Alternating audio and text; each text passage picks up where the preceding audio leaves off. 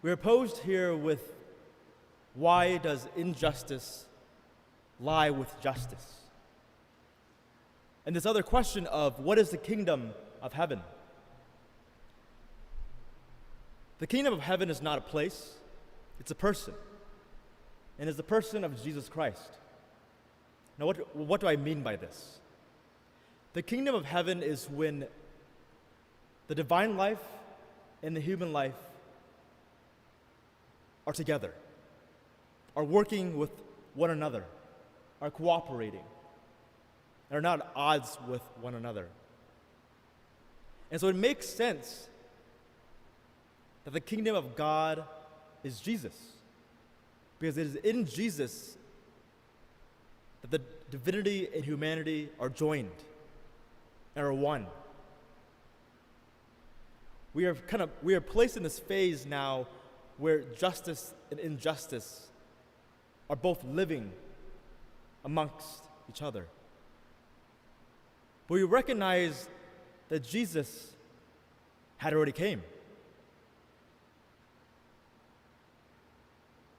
But he's left. And in his leaving, he leaves with us the church, his mystical body, us.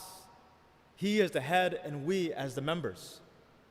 The realization that the divinity and humanity are present. But we also recognize that he's to come again. And in recognizing him coming again, we can come to make sense of why there is still injustice in the world, in the church even, in our members. It is because he has come, but his complete mission is yet to be accomplished. And so he leaves us in this interim period in which we have present with us his body. But his body is always constantly striving towards perfection. Perfection until the day he comes, where there will no longer exist injustice, suffering, pain. None of that will exist when he comes to fulfill it. And so how do we work towards that perfection? How do we as members now work towards that kingdom of God in its completion? Well, the Lord presents for us here three parables. And in these three parables, the three principles in which are to assist us in our spiritual life.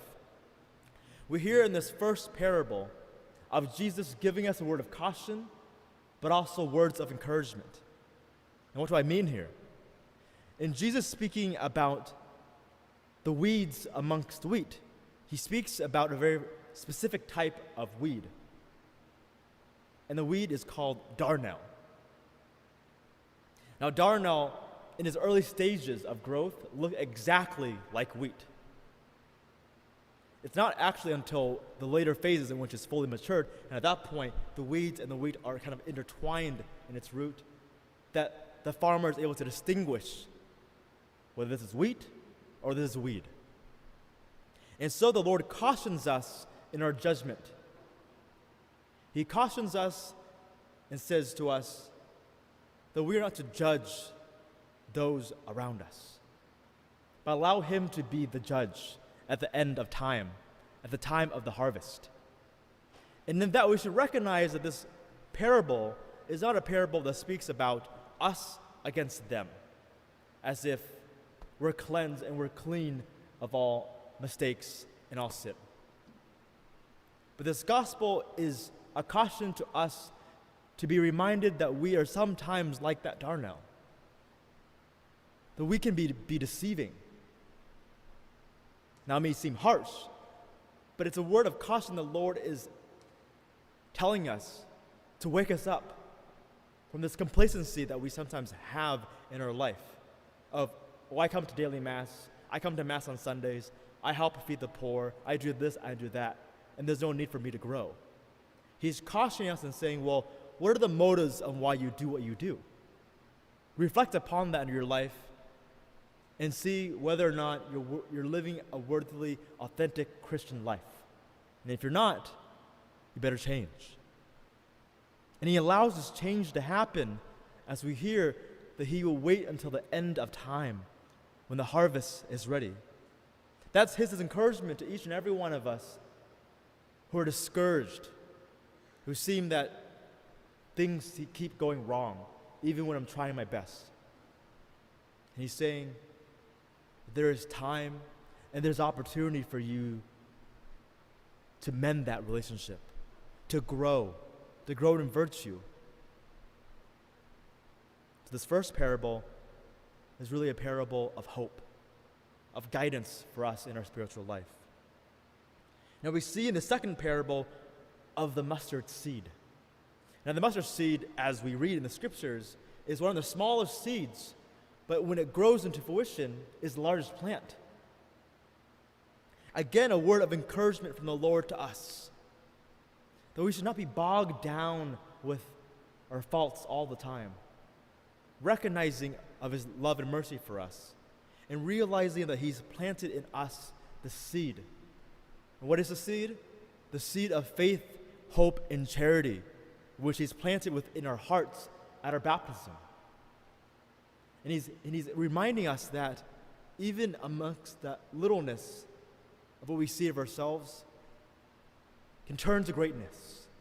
And we see this in the lives of the saints, of the many of the saints who did not do great things, but in their small acts of love and patience, they're able to do greatness for the church and bring people to Christ.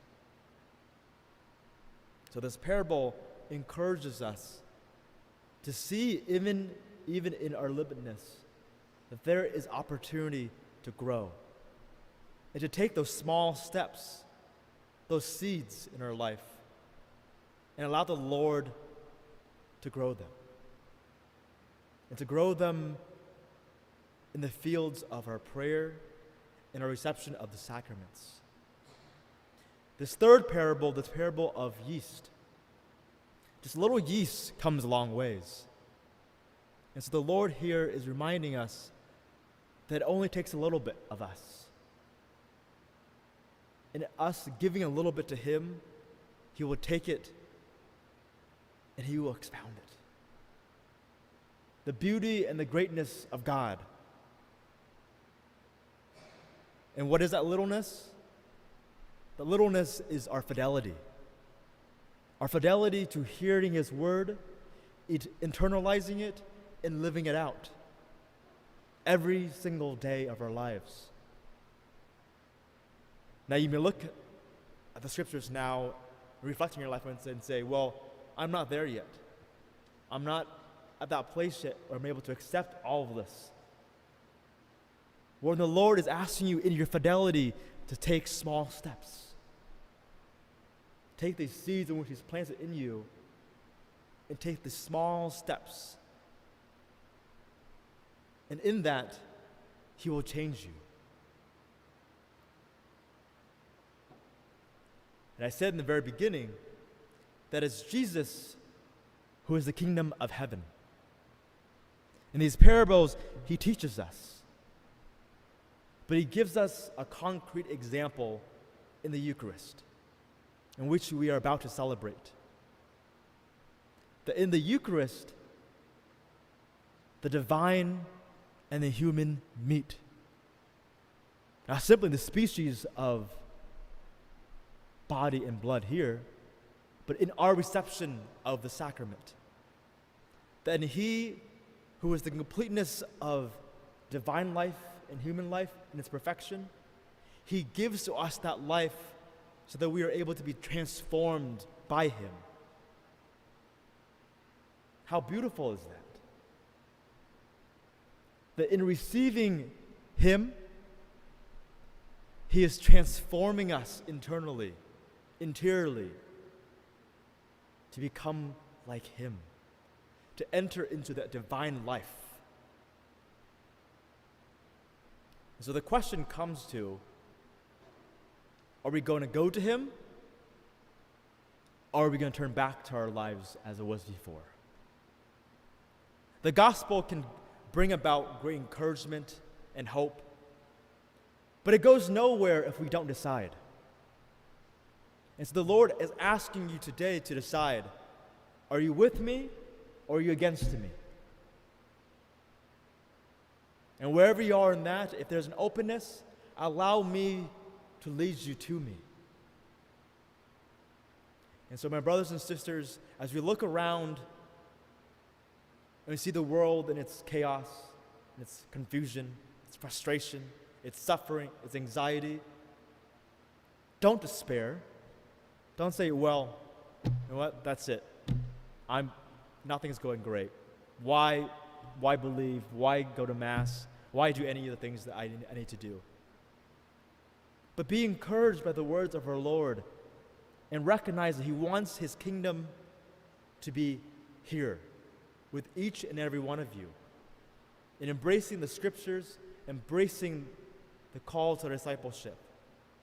In these little ways, we're able to bring the kingdom of God to the world.